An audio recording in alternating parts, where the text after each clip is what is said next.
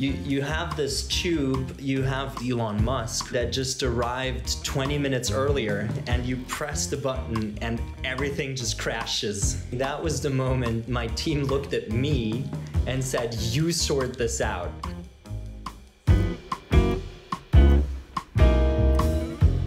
In this episode, I'm talking with CTO and engineer, ETH Zurich alumni, recently retired decathlete Luca Di Tizio, who led the 2017 Swissloop student team to a third-place finish in Elon Musk's global Hyperloop competition in California. This is the We Are ETH podcast, and I'm Susan Kish, your host.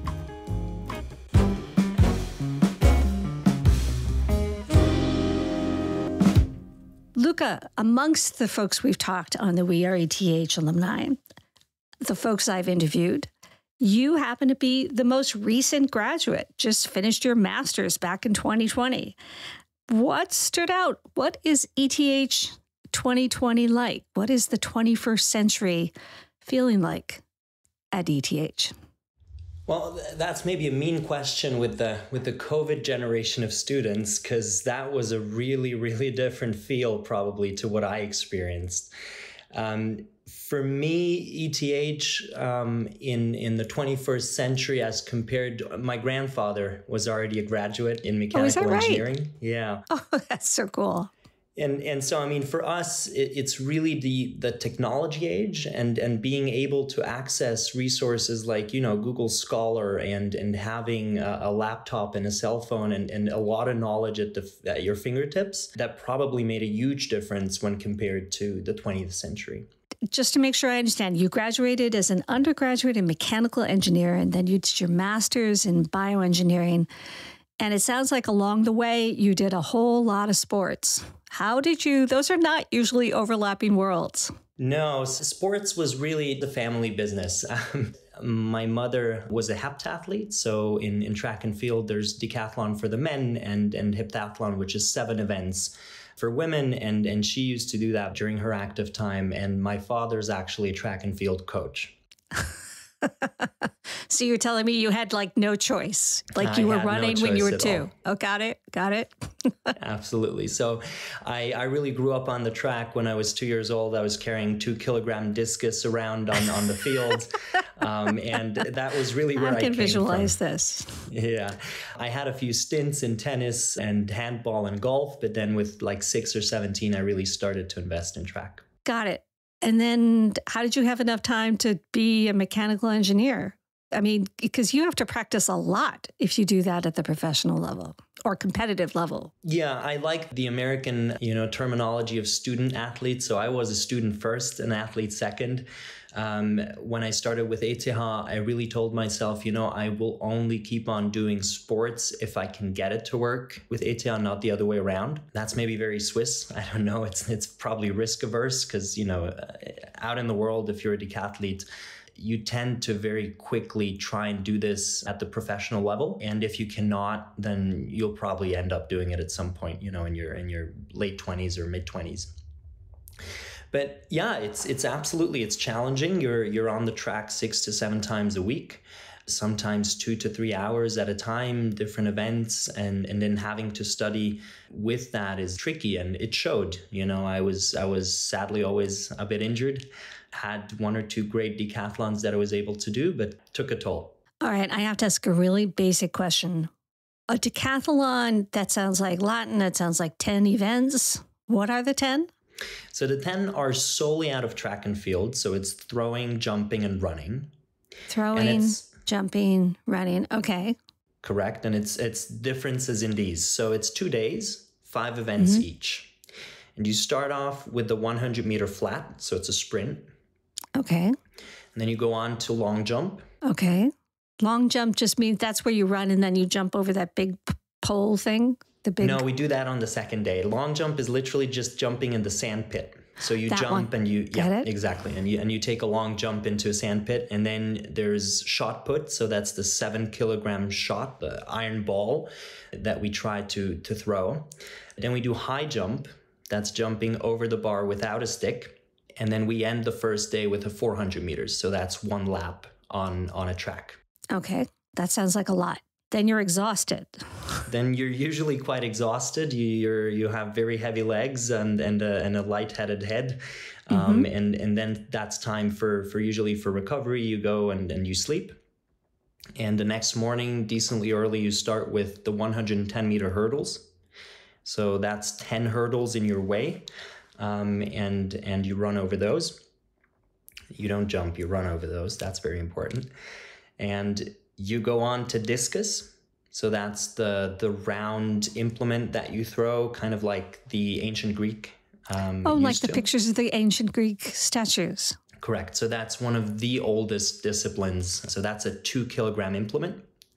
And then comes your favorite. Then we jump over a bar with a stick. So that's pole vault. Pole vault. Okay, good. You could tell I'm not really an athlete.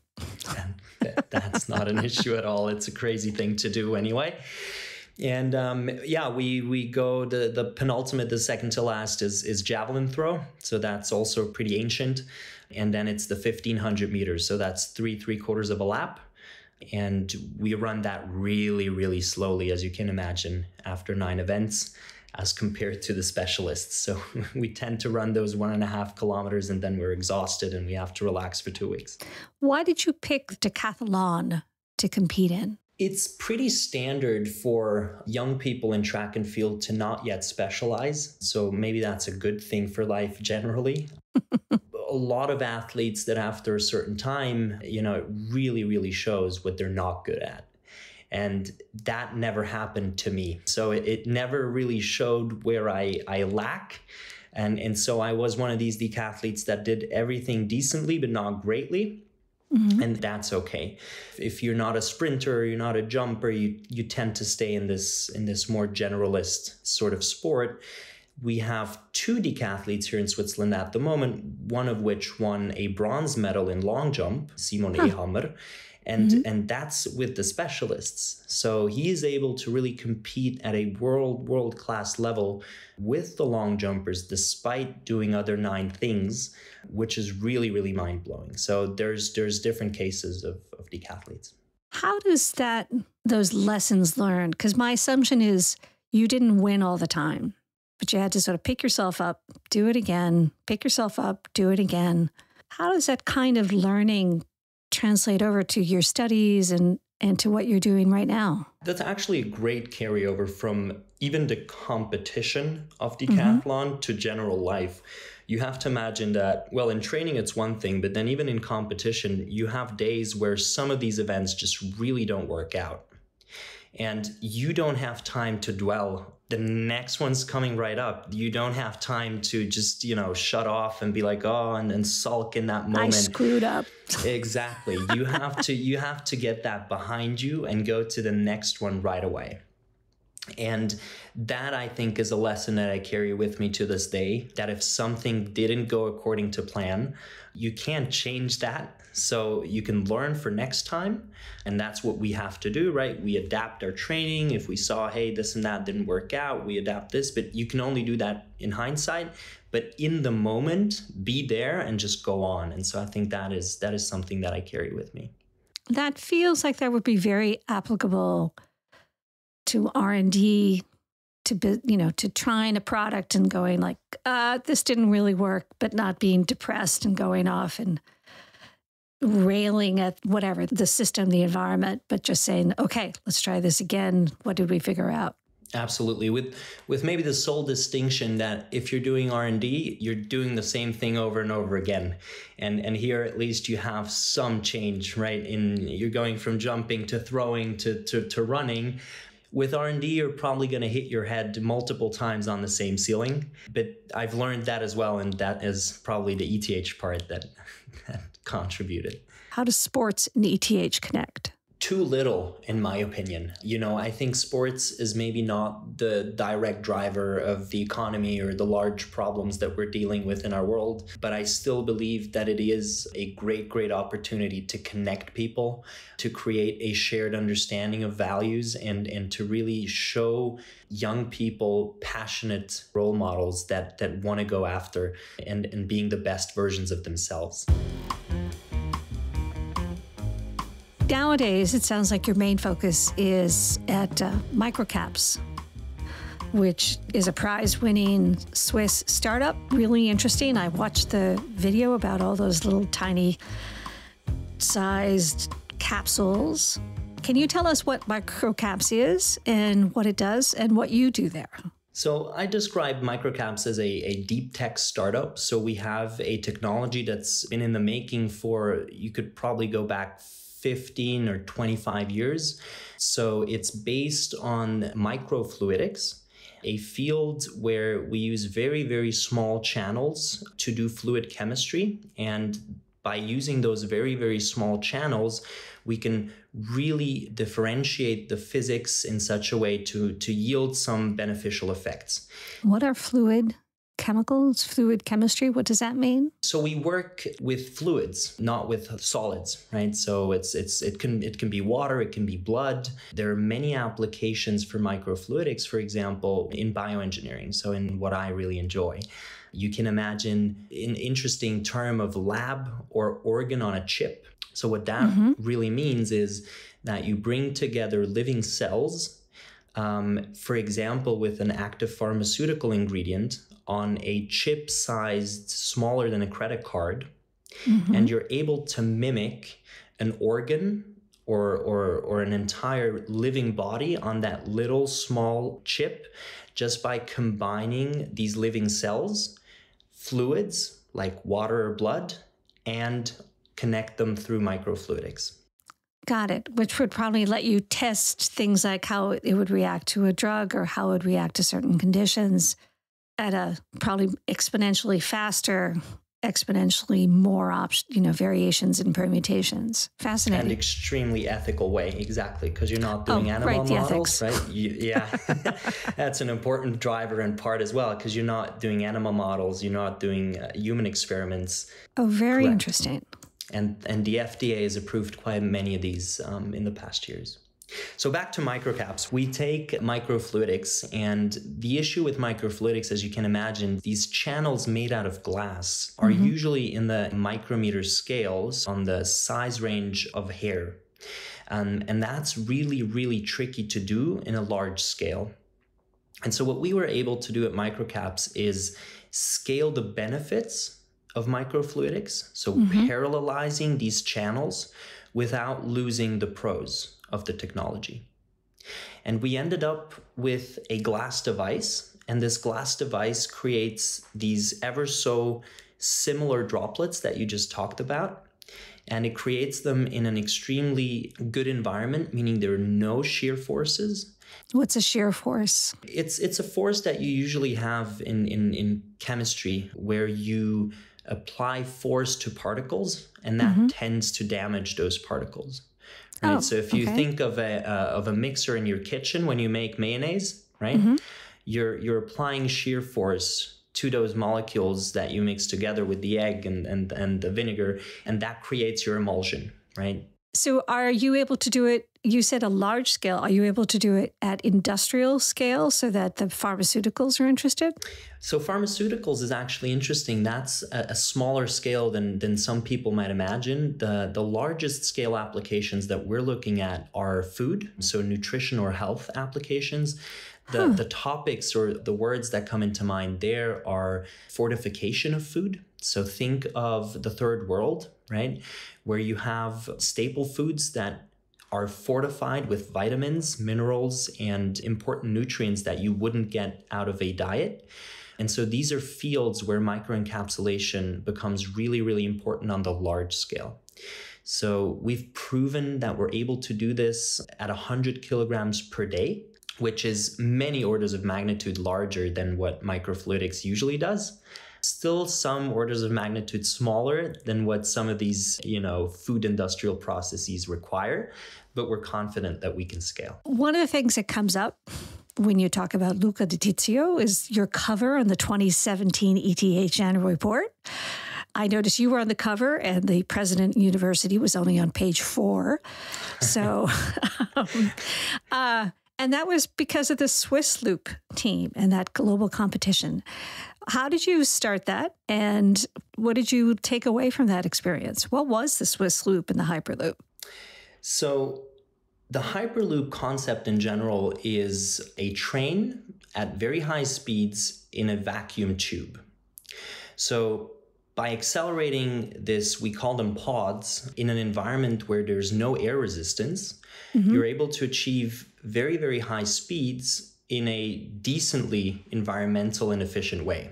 I say decently because we can talk about the requirements of the technology further and why it's not a reality yet. But that's the main principle. And the goal of the technology is to really fill a gap between transportation by train and transportation by airplane. There's a golden spot of around 1,000 kilometers where traveling in a Hyperloop is, first of all, much quicker than traveling by train, but also more efficient than traveling by airplane. And so for kind of pan-European travel from France to Germany and into Switzerland and Italy, those are really Hyperloop destinations that could be interesting to develop. I mean, the idea is very old. The idea came up in the early 1900s as a form of transportation for goods. You can still see them in some American factories where it's actually this air-propelled messaging system. Oh, those tubes. I've seen those. Exactly. So that was the start of it. And they tried to do that in New York underground for people very early on in the 20th century. Oh, that's wild. Yeah, and they recouped the idea back in the 70s and 60s for science fiction. So there are quite a lot of comics where these tubes travel through those tubes at very, very high speeds. And so it was 50 years later was recycled. And now we're another 50 years later. And how could it be differently? It was Elon Musk who then wrote a white paper and said, guys, the technology should be ready now, and we should make this a reality. And that's when he launched the student competition and led us to found Swissloop. So it sounds like it wasn't 3 students in a part-time lab doing this 5 hours a week. It sounds like it was really intense and a lot of students from a lot of different disciplines. Can you give a bit more context on it? Because your role was the lead, you were the project lead, the CEO of the venture. Project lead, I think, fits very well. The project was actually started extremely grassroots by Dore de Morzier, who is a friend that is still involved through Eurotube with the entire Hyperloop field. And how could it be differently? He took the idea from the US. So he visited MIT over summer and he saw that MIT was actually developing a pod for this student competition and said, how is it that ETH doesn't have a team? And when he came back, he started looking for students, and very quickly, I think there was over 30 people that were interested. We met at the Student Project House. This has to be in September of 2016. And we already kind of weeded out the people that didn't want to invest enough time into this project. And we were left with, at the end, towards the beginning of the new year in 2017, with about a team of 18 people, I'd say. This was really white sheet of paper in front of us. We didn't have anything. We had to found an association, which is the same form as FIFA has here in Switzerland. So we are just as incorporated. We had to find funding. In the second year where I was part of Swissloop, this amounted to about 150 to 200,000. Okay, not insignificant. Not insignificant, fine for a couple of students. And we had, most importantly, to build a prototype that we could then present in the US.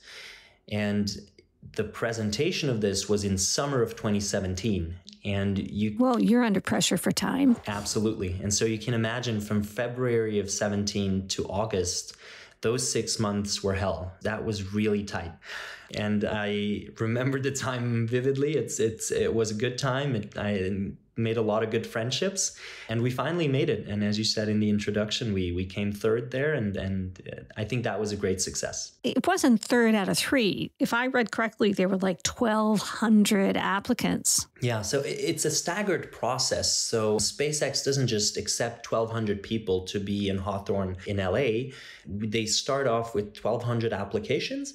And they go along the way of selecting, I think it was around 20 that were allowed to present their pods there in LA. Out of these 20, only 3 were allowed to go into the tube. So another 17 failed all of the safety tests that were done a week before on site. So you were one of the three who were in the tube? We were one of the three that kind of won those first 17 out. And then we were, sadly for that time, we were the slowest, but at least we made it in the tube and everything worked and everything was safe. And there's a wonderful picture of you with Elon Musk. Yes, that was quite interesting, stressful up to the very last minute. What happened with us there is we did this in 6 months. And so you can imagine not everything was thought through and tested the way it could or should have been. And our communications broke up completely the moment we should have launched. So it could have been a comic. Really, we pushed the button, we entered space, and instead of the pod going and accelerating, all we had was no connection. Oh, God. And you have this tube, you have Elon that just arrived 20 minutes earlier, and you press the button and everything just crashes. And that was the moment, and it was interesting. That was the moment my team looked at me and said, "You sort this out." And what did you do? Well, my first reaction was to get more time, right? Because it could have been, oh no, screw this, you guys failed. We'll just open up the tube and the next team's going to come in. And so I somehow convinced SpaceX and Elon as well to give us another 20 minutes and to try and sort it out. And we rebooted the entire system. And I think it was really sad, but I think what had happened is we had to limit. So that was a terrible prototype, but we had to limit the power, let's say, of our prototype for it to work. And so the second time we pushed that button, it worked, but it was really slow. So it only went 40 kilometers per hour instead of the 200 we had aimed at. But I mean, how interesting. Yeah, that's the pain after 6 months of hard work, Yeah, but you got it to go, and it did the 40 kilometers, and it didn't explode. And probably from their perspective, managing that situation was probably as important as the actual test run. Sure. No, and I think, the great thing is we built the foundation for a really, really successful group of people that is still ongoing. The project is 5 years old now, and there's still motivated students that I think are having a great time developing new prototypes and bringing them further along the way, and seeing all of these sponsors, that have stayed on board and that are contributing in kind and also monetarily. I think that is really, really awesome to see. So let's just go back to the ETH for a moment. First off, why did you pick to go to the ETH? I skipped a generation. So my grandfather graduated from ETH in mechanical engineering. My parents, not at all. They were into sports. And me, originally, I actually wanted to study medicine. So I really, really enjoy helping people. And I thought medicine would be a great profession to, go after that trade of mine. But the other trait that I had was that I was extremely unorganized. And so in Switzerland, you have limited spaces, limited slots for studying medicine. And I missed out on even applying for the exams for those slots in time. So the application was in February, and then in April, I even noticed that, these exams took place. I didn't want to go and travel and try to find myself because I felt very found. And I decided, what sort of other profession brings together my love for technology and my love for helping and the human body. And bioengineering, I think, came up very, very quickly and very swiftly on that list. And that's why I chose mechanical engineering, because I went down and checked, where can I start as a generalist and then kind of go more into this. I didn't want to study biology, but I also wanted to have something that would open the doors and go towards helping people on the healthcare aspect. And well, that's what I found. With all this, where do you see yourself in, let's say, 20 years? I'm really passionate where technology intersects with health and with helping people on living better lives. And so wherever my journey might go, I see myself in that field in 20 years. Obviously, I'd like to continue to grow. I am still quite young, and I think I have a lot to learn. And to seek out those opportunities where the learnings can be maximized and I can do the most in the least time, that will be my priority. Fantastic. Fantastic. So I'm going to close by asking a couple questions that we often ask here. But first off, what is your favorite place in Zurich? My favorite place has to be anything along the Limmat. I really, really enjoy walking along the river, especially in summer, maybe not so much for winter, but that will be it. So when you were small, you were thinking of what you wanted to be when you grew up, that was a doctor? That was in medicine? Yes, for a very long time. And then seeing technology and how technology could affect people's lives, that switched a bit and that changed. And I really enjoyed, the more measurable and the more scientific aspect of including technology in healthcare. And so that struck me as really, really interesting. And I've kept that interest for ever since. Do you have a specific memory, a place or a time from your years at the ETH that you could share? I think the most intense, and that's probably why they stick out, were with Swissloop. I remember the countless nights, actually, ML, so that's the Maschinenlaboratorium. It's a building in the center of ETH where we had our first office. And this was really when there was nothing set up. So we had a little cubicle inside an office, and it would be dark outside, and we would be working on association, on logo, on raising funds, on designing the equipment. And I think that's probably still, it's not the nicest, but it's my favorite place. And then finally, looking forward, what are you curious about? What is it that's sparked your interest right now? Very recently, it's not a new field, but I've started reading up on the science behind longevity and, how aging has recently by the WHO actually been determined as a disease, which will allow much more research to go into the processes that cause us to age. And that brings me back on a daily basis with microcaps also in encapsulating certain supplements and going that way. So that's a full circle. Very, very cool. Luca, thank you so much for your time this morning. This has been a great conversation. Really appreciate it. It has. Thank you so much, Susan. I'm Susan Kish, host of the We Are ETH Zurich series, telling the story of the alumni and friends of the ETH Zurich, the Swiss Federal Institute of Technology. ETH regularly ranks amongst the top universities in the world with cutting-edge research, science, and people. The people who were there, the people who are there, and the people who will be there. Please subscribe to this podcast and join us wherever you listen.